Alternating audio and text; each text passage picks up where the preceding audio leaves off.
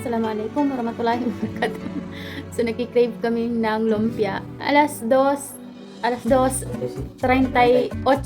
Which is lumpia lang po ito na. So, ganito yung box nila. Ang cute, oh. Try namin itong wok Asian food. So, try natin yung kanilang lumpia kung masarap ba katulad ng luto nating bahay. Bismillah.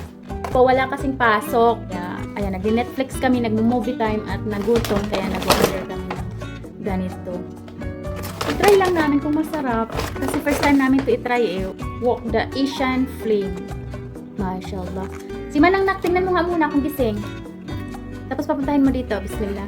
Ayan. Ang cute ng kanilang lumpia. Ganito siya kalaki. Bismillah. Spicy po yung pinili ko.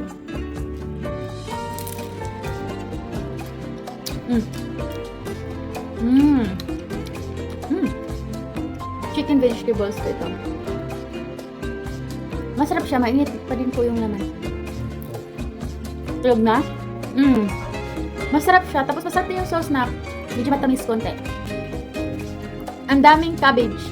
Marami po yung maraming laman na gulay pero konti lang yung meat.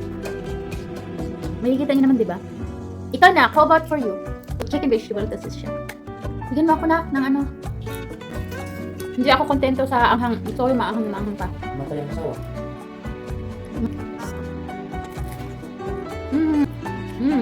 Perfect. Another. Mag-sivil at gabi naman. Lutuan ko na lang si Manang. Special yung box nila. I like it. Kumuha ka dun. Tulog si Manang Kulang sa aming bitin ang 2 piraso lang Manang Magluluto lang tayo. Magluluto ako nito bukas inshallah. Nimiss kasi namin talaga. So, 1 kilometro yung layo. Kaya medyo mainit pa yung lumpia. At least this mura lang siya. Alam nyo, 9 real na to.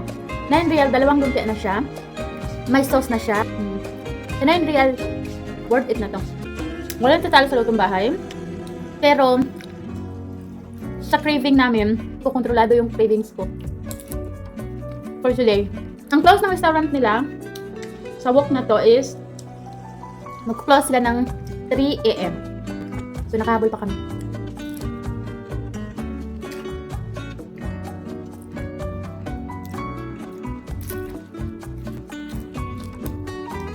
Matulog na rin. Bawal magpabundat. Pero, bawal din matulog na gutom ka. 4 na pirasong lumpia ka. So, yun lang po. Solve yung cravings natin ngayon. Masalamat.